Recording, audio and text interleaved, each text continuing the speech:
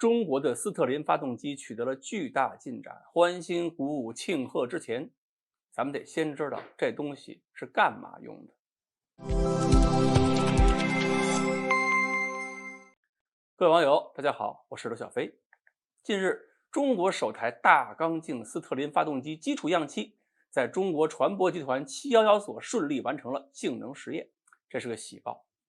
根据公开的数据呢，说这个样机额定功率到了320千瓦，热功转换效率40%，这是全世界目前已知的单机功率里边最大的斯特林发动机。320千瓦这个数据什么概念呢？就是比日本苍龙级潜艇上那4台斯特林发动机那功率加在一起，比那个总和还高。这个呢是一个很值得庆贺的事儿，所以各家媒体、军事大 V 们在相关的话题里边是纷纷表示庆祝。我看了一篇庆祝文章，这个文章作者是我们以前说过的那个中国网络战略安全研究所所长，笔名秦安战略的那位退伍大校。这位大师级别的所长首先转载了711所的这个成功喜报嘛，然后感慨中国航空工业一直受制于发动机，运20飞到武汉参与抗击疫情的时候用的是美国发动机，这就被特朗普制裁了。然后为了体现大师的冷静和理性，还说了一句，说以斯特林发动机目前的效率是介于汽油机和柴油机之间，所以还不可能替代现有战斗机用的发动机。这个文章前后能写到如此的牛头不对马嘴，真是看得我神魂颠倒。运20军用运输机怎么可能用的是美国发动机啊？后来大批网友指出错误，他还知道是修正了一下，不过他就没有明白，人家船舶集团的发动机和中国航空工业受制于发动机有什么关系啊？而这个巨大的进步会在哪里体现价值，大师完全没有提到。至于说现在不可能替代战斗机发动机，那以后也不会的呀。斯特林发动机的好处是什么？是这个发动机需要一个外部热源加热，让发动机里边空气热胀，另外呢需要个冷却手段，再让空气在发动机的另一边冷缩。热胀冷缩反反复复就可以推动活塞往复运动，然后产生动力了。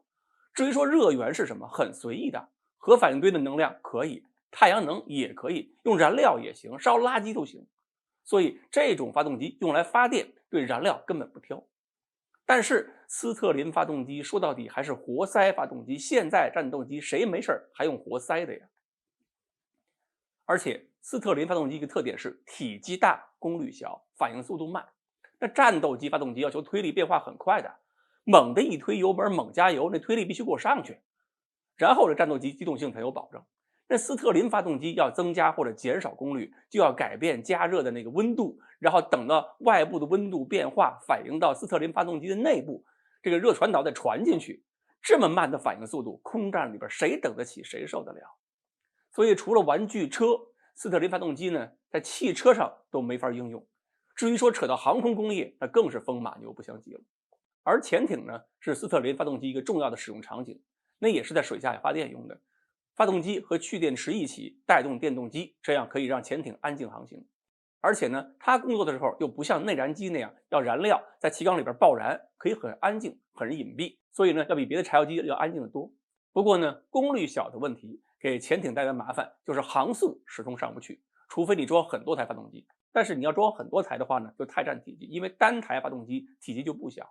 所以一台斯特林发动机如果功率能够增加，能够足够大，就能够解决体积和总功率的冲突问题。如果把斯特林发动机的特点，不管是优点还是缺点都看明白，那么我们这个320千瓦的斯特林发动机一出来，能用在什么领域，对中国常规潜艇意味着什么，就应该看得特别清楚。最后呢，我们还是要诚恳的希望秦安战略这位大师下次烧香还愿的时候，不要再走错了庙。好，关于斯特林发动机到底是干什么用的，单台发动机320千瓦又意味着什么，今天呢我们就聊到这里，欢迎大家继续关注我们的栏目，我们下期再聊。